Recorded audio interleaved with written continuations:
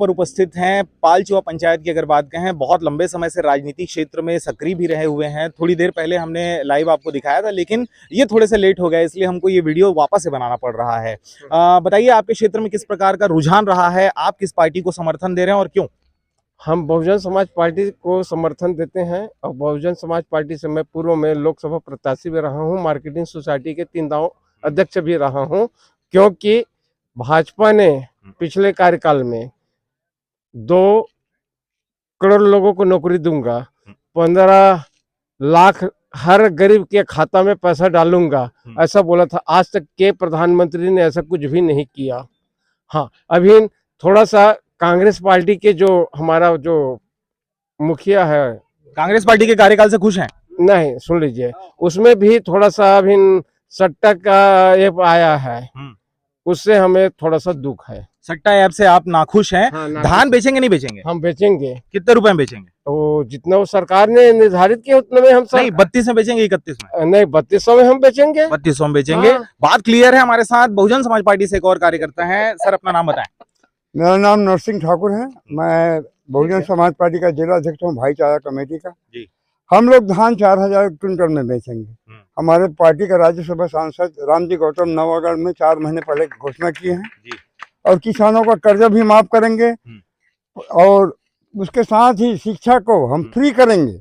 मेरा गांव बगल में है महुअढ़वा, और वहाँ स्कूल भी नहीं है आज तक के। आदिवासी गांव है, अतिरिक्त कमरा है, 5 कक्षा सिर्फ एक टीचर है।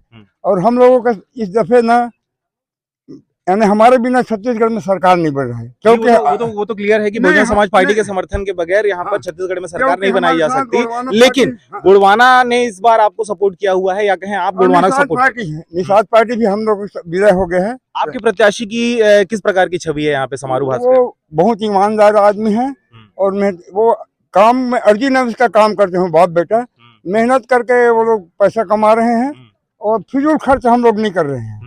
यानी लोगों को पैसा बांटना, कपड़ा बांटना, ये नहीं कर रहे हैं। और हम लोग शिक्षा को, मतलब शिक्षा जब तक नहीं आएगा तब तक विकास नहीं होगा। अच्छा, क्या लगता है? शिक्षा को फ्री करेंगे हम लोग, चाहे डॉक्टर बने, इंजीनियर बने, ठीक, वो पूरा पढ़ाई, मतलब शिक्षा आप मूलभूत फ्री करने वाले हैं। क्या लगता है कितना वोट इस बार आप पाने वाले हैं मुंगेली विधानसभा से? मुंगेली विधानसभा दोनों सीट पाएंगे हम लोग। दोनों सीट आपका? दोनों सीट मिल रहा है। ठीक है। हाँ। एक और काला मेछा और सफेद दाढ़ी वाले आदमी हैं। अच्छा, कुछ नहीं बोलना चाहेंगे तो सफेद वाले हमारे साथ हैं जी। अपना परिचय दें। मेरा नाम बिसाहूराम गाहरे है जी। हम भाजपा का पुन्नूलाल मोहले सपोर्टिंग है और हमारे यहाँ पुन्नूलाल मोहले बहुमत मतों से चुनाव जीत रहा है। पुन्नूलाल मोहले की बात आपने कहा है, बहुत बुजुर्ग हो गए हैं। इस बार क्या उनको पोलिंग बूथ तक स्पेशल वाहन से लाया गया था कि वो आखिरी मौका मिला है ना पुन्नूलाल मोहले का इस बार? हाँ। इस बार फिर बनेगा रिपीट। आज से 5 साल पहले भी यही कहा गया था कि आखिरी मौका है। हाँ, इस बार आखिरी है, लेकिन इस बार जीत रहा है फिर।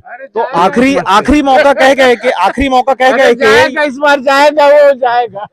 नहीं, आखिरी मौका कह के ये बार ये विधायक बन जाते हैं। वो बार यही बात बोलता है कि आखिरी मौका 3 बार बोल चुका है उसने, जिसने पुन्नूलाल मोहले ने। अच्छा, चलो, आप बहुजन समाज पार्टी वाले अपनी बात रख दिए, वो भाजपा वालों ने अपनी बात रख दिया। कांग्रेस की क्या स्थिति है यहाँ पे? यहाँ कांग्रेस की स्थिति बहुत ज्यादा, क्योंकि बाहरी प्रत्याशी उतार दिया गया था।